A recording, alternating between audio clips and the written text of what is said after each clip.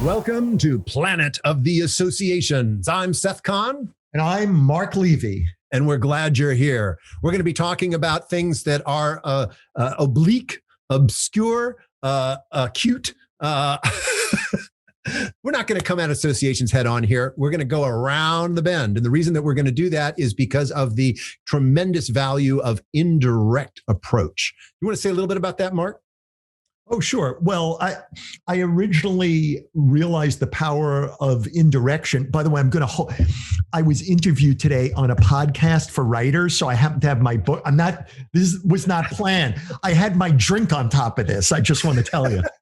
So I wrote this book, 2 editions of this book years ago. It's called Accidental Genius, Using Writing to Generate Your Best Ideas, Insight, and Content.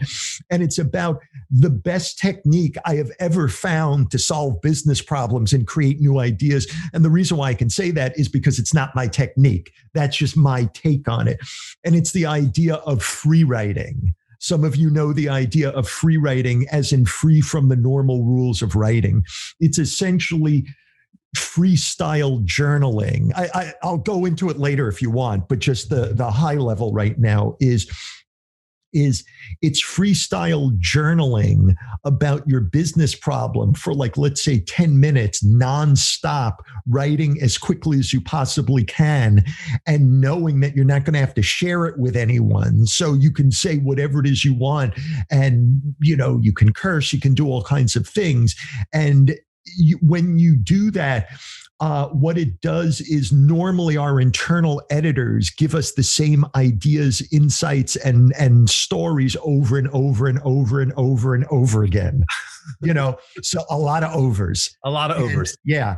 And that's why you'll sometimes sit there and you'll think, gee, I'm so smart. Why am I thinking the same damn thoughts over and over again when I'm trying to solve this kind of thing? It's because your internal editor is doing its job. It wants to make you look smart and consistent and confident to other people. It wants to make you look, it's like, that's why people, if you say something, people go, oh yeah, that's a Seth thought. Like, I get it. That sounds like Seth. He'd say something like that. Like, it's smart. It's, like science, but it's like, that sounds like Seth. That's because of your internal editor. It's giving you stuff that has gotten you to a high level in life, but it also, on the other side of the coin, is it's keeping you stuck because it wants you to look good to everyone. So it's giving you this literally the same stuff over and over again, even if it's now not working. And so when you do free writing, what it is if you write quickly and continuously without stopping for any reason whatsoever, and you're not going to show it to anyone, your mind starts reaching for new thoughts and ideas and insights that you wouldn't have before because you're trying to fulfill this behavioral obligation of writing. And as long as you continue to do that, you will start writing things you hadn't thought of if you were just sitting there and thinking. So that's accidental genius. That's free writing. And the reason why I went there is you had talked about indirection.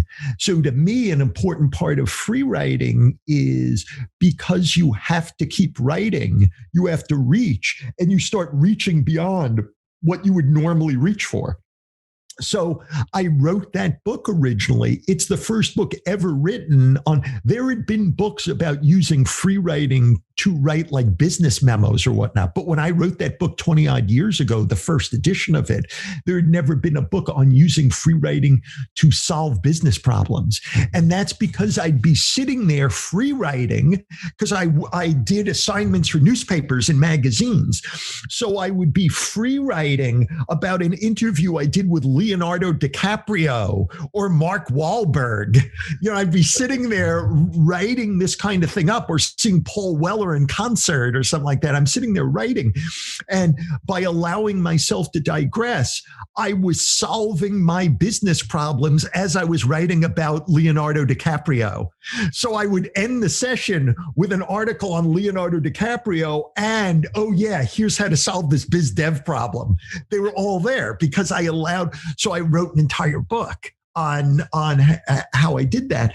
And that like a key thing is you have to, that the mind is not a precision instrument, that we don't know where everything is filed in our minds. And if we just stay in the normal A, B, C, D, E way of thinking things, we're bypassing all these different answers that we could come to, or we can take something that may not be an answer and fashion it into an answer.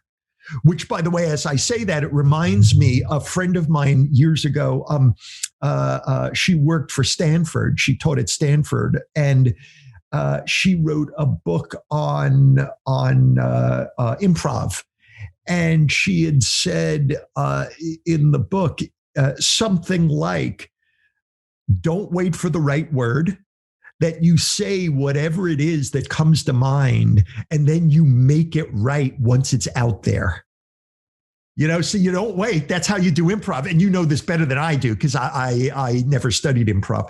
But like, you don't wait to say something. You say whatever happens to your mind, and then you just shape it as it's going. And it sounds very kind of chaotic, but the interesting thing about doing that is often you come up with these great ideas or these great improv experiences as if you had orchestrated it. Right.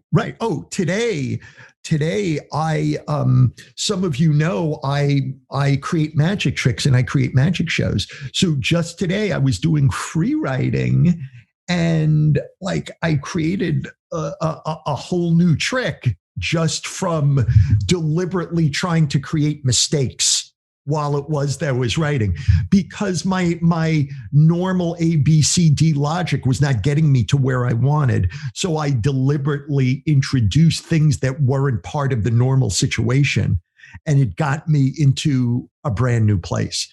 So anyway, that's the idea of indirection. Most business people, if they're not used to dealing with indirection or creating deliberate error or reaching beyond, it's very difficult for them to do. It's not that it's hard for them to do, it's that it's uncomfortable. And they construe feeling discomfort to it being wrong. Right. They conflate the two when they don't really have a lot to do. Just because you're not used to it and it's uncomfortable doesn't mean it's wrong. It just means you're not used to it. But it's essential. Otherwise, you're not good. I don't know if I said this on any of our series. So I've worked with lots of CEOs in my life. And the thing that I've seen about CEOs, the one defining characteristic, there's one, like I've worked with CEOs of small companies and of enormous hundreds of thousands of people companies, right? And the one defining characteristic among all of them that I see 100% of the time is that a CEO will make a decision and then institute that decision. Like they will, again, I don't know if that sounds profound or whatnot, but when you're sitting there watching it, it is, where all kinds of people are trying to cover their butts, they're waffling, like the CEO will say, this is what we're going to do. Right. Like that's the defining characteristic. It's not an easy thing to do. So the reason why I say that is, like the CEO will take responsibility for movement to a new place. And it's just, I've just seen that everywhere. It's a very laudable thing. But that said, so that's not always about creating something new. That's just it's a very laudable skill, but that's about setting direction. That's right. But about the creating all the alternate routes, that's something that even CEOs sometimes need help doing. It strikes me when you say this willingness to be uncomfortable if you're going to be creative, right? And it reminds me of in extreme sports, the willingness to be afraid. I was reading a great new book that just came out, The Art of the Impossible by Stephen Kotler, just a really remarkable guy. And he talks about how in the early days of writing, he had to take assignments he wanted to take assignments to track with extreme sports people. And the only way editors would farm these assignments out is if you had experience in the extreme sport. So he lied. Right? He would tell people, oh, I can do that. And he would go out and he spent the next 10 years of his life, not just getting great interviews with these amazing people, but also breaking many of the bones in his body multiple times. And he spent a lot of time in the hospital recovering as he was going through this. And he was scared a lot. And he tells this one story about this guy who was an amazing surfer, and he was sent to cover him. And he flew out to this island where there was these huge waves, and this guy was the only person in the world who was surfing waves that were that big. And the guy was completely antisocial.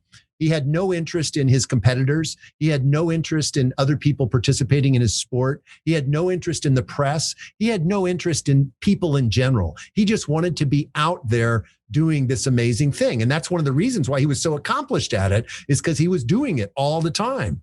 And he really didn't have any interest in talking to Stephen Kotler.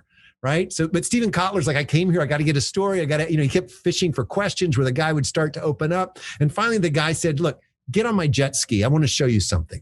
So Stephen Kotler climbs on the back of his jet ski. He's already scared, right? And the guy just heads out into the ocean, going much faster than Stephen Kotler is comfortable, much faster. Like Stephen Kotler is so petrified that he jumps off the jet ski.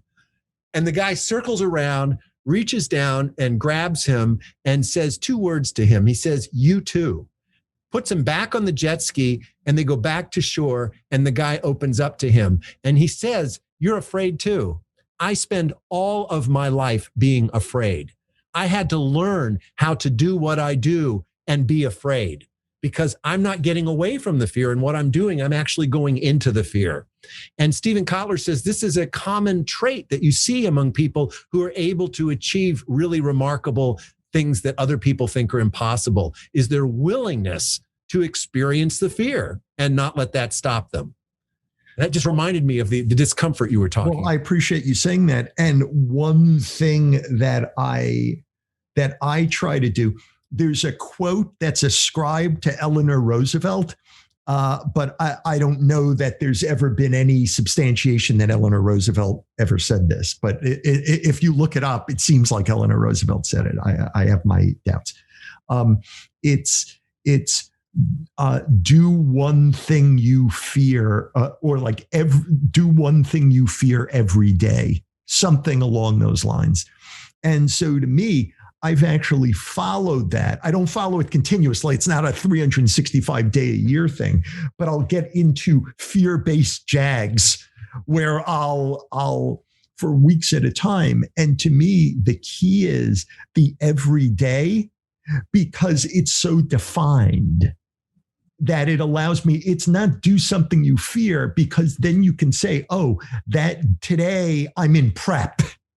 Mm-hmm. Like you can start kidding yourself. You can start telling yourself stories that makes it seem like you are approaching that fear when you're really not, but to do that one thing you fear every day, when I'm riding that roller coaster, it's very exhilarating and I'm extremely productive. I mean, that's why, by the way, people go on these challenges now. That's very common with YouTube and all these things, like 30-day challenges and whatnot. It's that it's so defined and it's like a daily challenge that people can be up to it. But I remember doing things like, do one thing you fear every day. I mean, not that this is some monumentally important thing, but I remember like being at the gym. And if you ever from a standstill jump onto the metal, there's metal stands and there's gradations. There's like 3 or 4 stands of different heights. And so I had gone up to, for me, a fairly high height. And now I had another stand in front of me that was even higher, that it was like insane for me to be going that high. And I kept on going, back and forth, psyching myself up, like Ed Norton from the old Honeymooners, like where he'd go like that, and like I couldn't make myself do it. But when I thought, do one thing you fear every day, I instantly did it because I thought like, oh, I have a quota to hit. Really, that's what it was. It was like, oh, do one thing you fear every day. Okay. Well, I keep my word to myself. So, and I did it.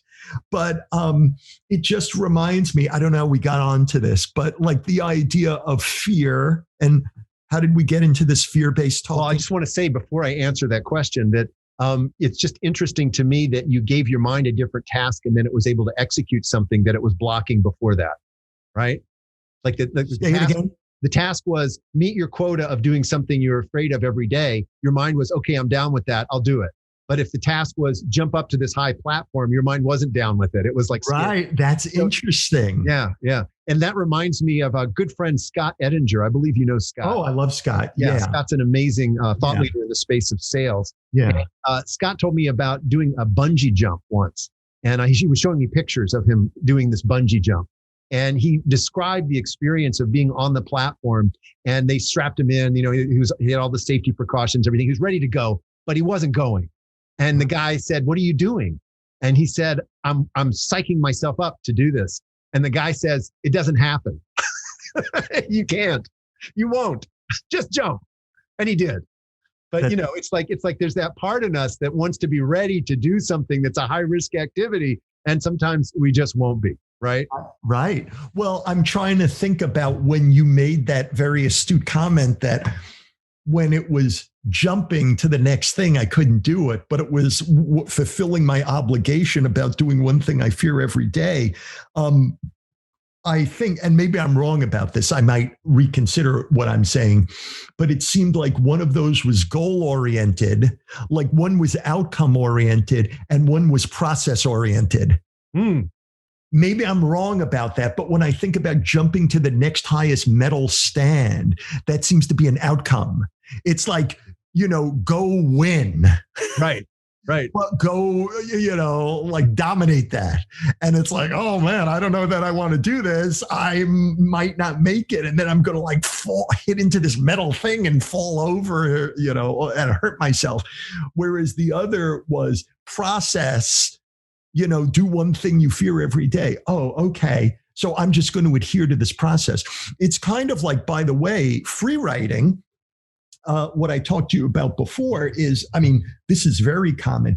If I have a project or something that I'm fearful of, like let's say it's too big, because sometimes I'll work, I've worked with people at Harvard Business School, I've worked with people in the White House and so forth. So sometimes the stuff is big and it makes me a little scared. And so to approach it, I will do bouts of free writing, like 10 or 15 minute or 20-minute bouts of free writing, knowing that if I put in enough free writings, each individual one may not amount to much, but I have enough confidence in the process that I will eventually come up with something really good with enough bouts of free writing.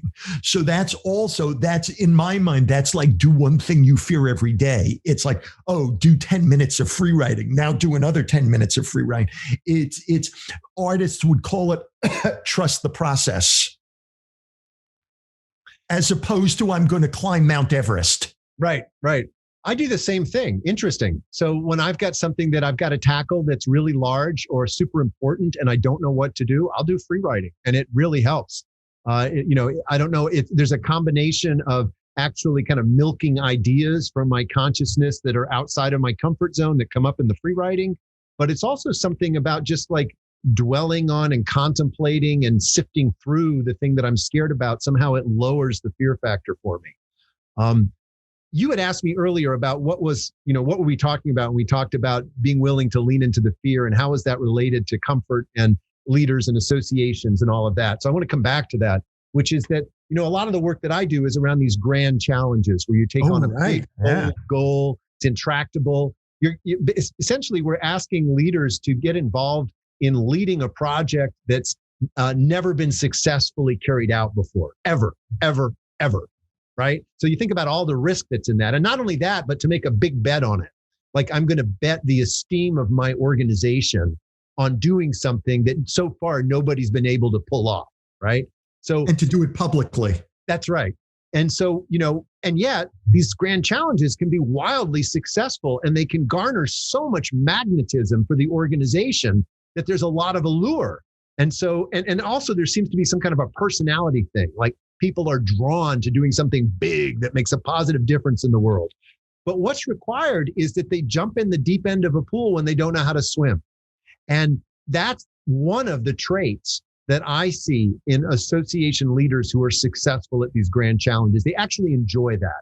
It's kind of like you say to them, okay, in order to do this, you have to skydive. And they say, well, not only have I never skydived before, but I'm afraid of heights. Let's do it. It's like that quality that where they go, let's do it, even though there's these really big obstacles between me and them.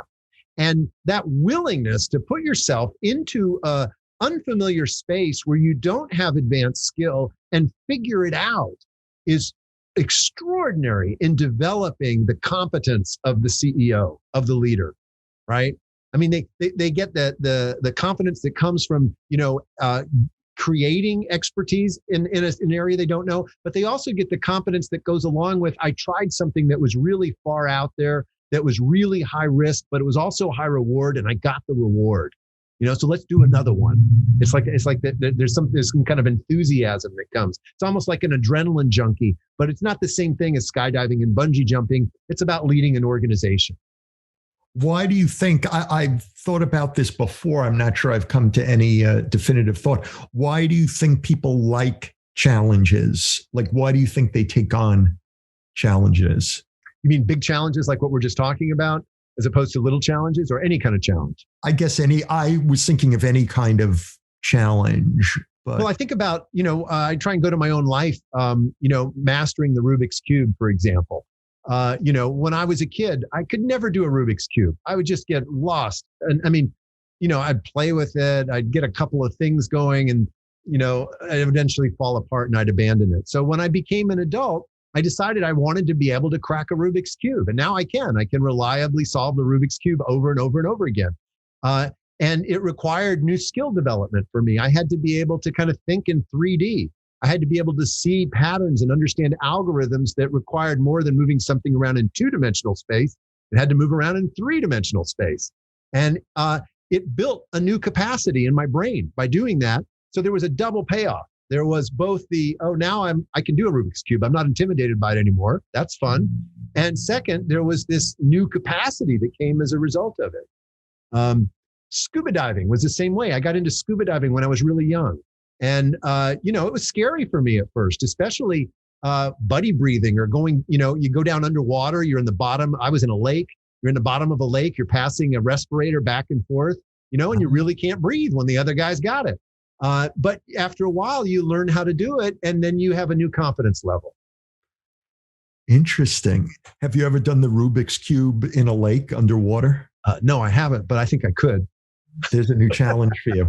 And you'd have to pass the Rubik's Cube to the other person instead of the breathing apparatus. So they're dying, but they're solving it at the same time. I think that one of the reasons, like challenges, so it's something exciting. When I think of a challenge, it's something exciting, but I think a key element of it is that it's structured. Like challenge for some reason just screams structure to me. 30 days of challenges or do something every day or doing this. It's not like a free-formed, like there's something about it. Right. That is structured. And so people, it gives them some safety. It gives them enough instruction to hold on to. Yeah. That allows them to take on something interesting. I'm going to tell you about a really interesting challenge that I went through, an experience I went through, and it had to do with speaking. So, I have a background in street theater and improv. Right. And so, being tell people what street theater is. Just performing theater on the street, literally. So, and I did all the stuff I did was improvisational. So we weren't doing Waiting for Godot or Hamlet. We were just making up stuff, dance and poetry and things like that. So, that's something that I'm very comfortable in. So you can put me in a public space and ask me to act crazy with other people, and I'm good with that, right? But when I started doing keynote speeches as a consultant, I had to deliver very concrete information in a way that business audiences felt compelling. And that was scary to me, right? Because now I wasn't just making it up. It wasn't just anything goes. It was, you got to stick to the content. You got to satisfy the audience. You want them to ask you back, right? There was all of that. And so I developed a lot of stress around it, around being in front of a large audience of professionals and speaking. And I remember that there was one speech in particular. I had been hired to speak in front of this audience for like 5 days in a row. I was one of 5 speakers, and we all had different content. And every day for half an hour, I was up in front of this group, about 500 people in the audience.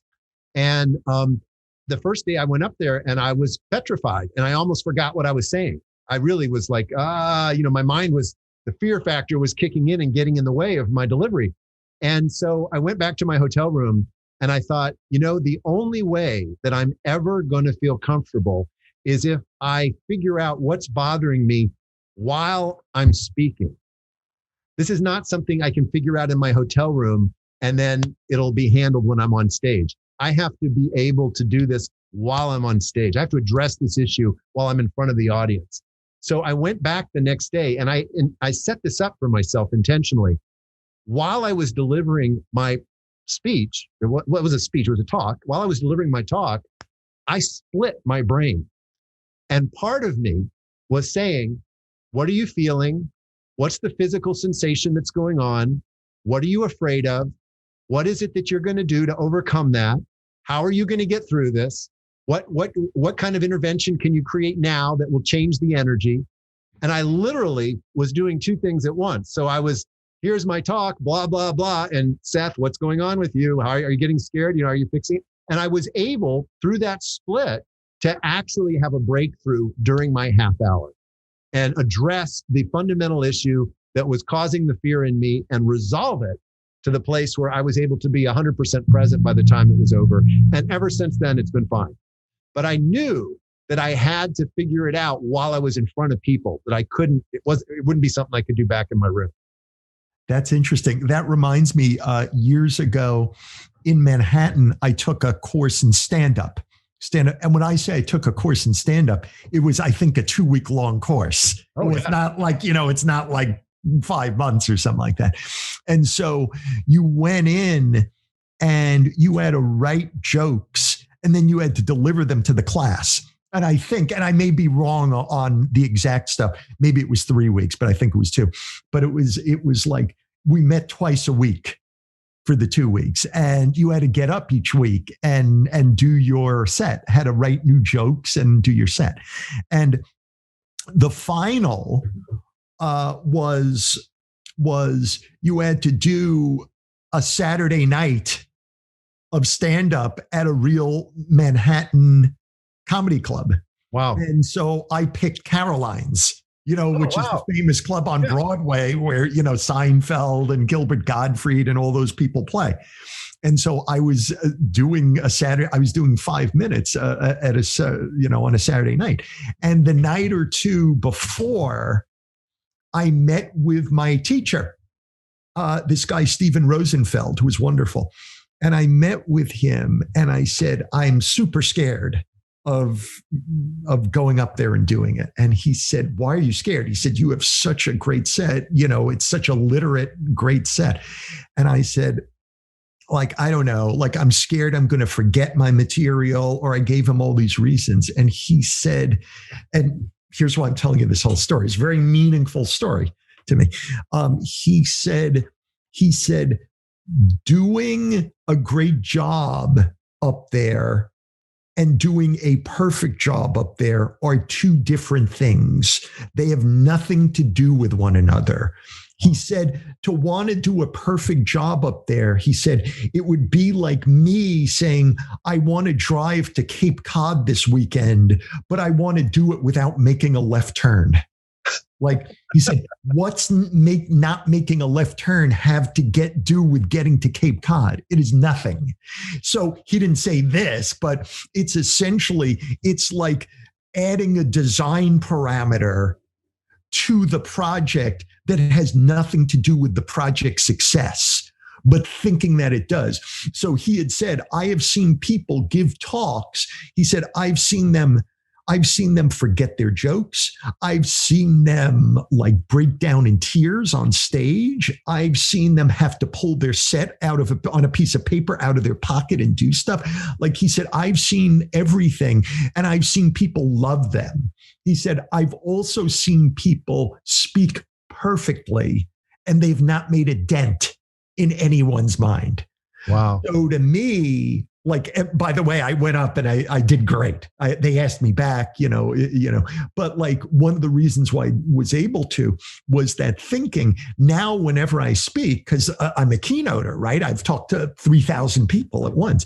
When I do that, I essentially, before I go out there, I say two things to me, myself. I really do say at least these two things to me before I go out. I say, you're going to kill. Like, you're going to own the room. They are going to love you. And you don't have to be perfect to do it.